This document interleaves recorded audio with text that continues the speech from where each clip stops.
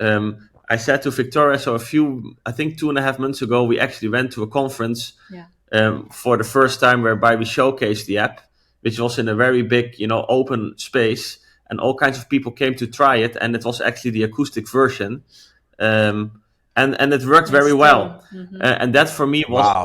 that for me at least was the point that I thought, okay, now we're really in a good point, because if this thing still works acoustically whilst all kinds of other piano sounds are in the background and people are talking, that's a good indication. And yeah, we Wow. can also we have different errors that we can see. For instance, one of the ones that people like a lot is the octave error, meaning that the piano keys, they're all repetitive. So sometimes you play one octave too high, but then theoretically the keys look the same as the octave you should have been playing in, and this is something that Exactly. also recognizes. So when you do that and you play, for instance, in the C5 octave, we say to you, hey, you know what? You actually played the right keys, but in an octave too high. So if you just go down one octave, you'll be completely where you have to be.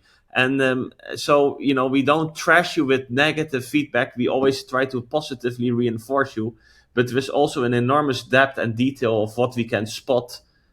We can spot if you missed, for instance, a sharp.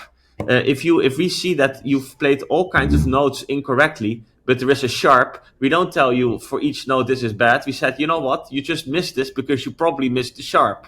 So it's on that kind of level, of course, that we're working. And you were talking about rhythm. We actually have a patented, and we got the patent already, on a uniquely created rhythm trainer, whereby we use haptics by Hmm. pressing on the keys of by using your phone as an instrument to practice your rhythm.